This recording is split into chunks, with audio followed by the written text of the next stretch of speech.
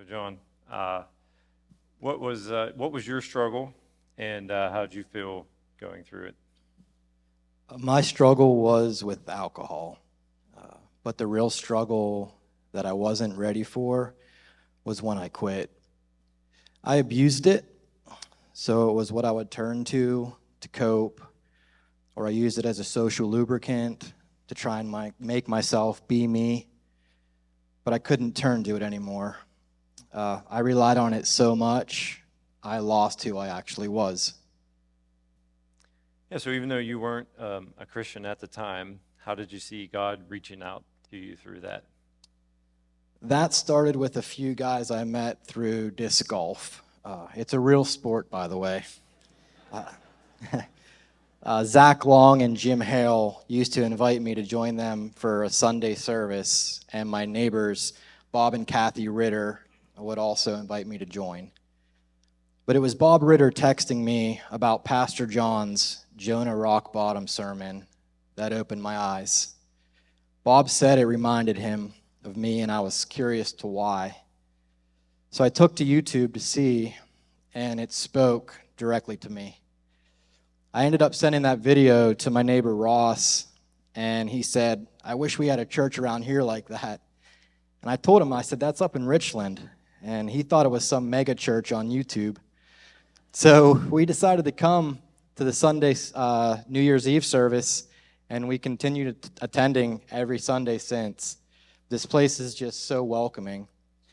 We noticed in the bulletin about the EC Men's Exodus Bible study, and Ross said, "I think I'm going to sign up for this." Told him I'd join him, and at the study, they kept talking about this men's retreat, and it sounded really interesting, but I wasn't quite sure about it. I ran into a coworker of mine, George, at the study. I had no idea him and his family were attending this church, and he also started mentioning the retreat. He said he heard from a guy in his small group at the study that the retreat was life-changing. And I told George I was on the fence about it. So about a week before the retreat, George came into my office and said, "I signed up." So I felt pretty obligated to do it, so I signed up there at work. So I met George down at the retreat a Friday evening. We were both pretty hesitant about it, and I thought to myself, this isn't for me. What am I doing here? And I was commuting back and forth that weekend, and when I left that Friday night to come home, I was pretty certain I wasn't going to show up the next day.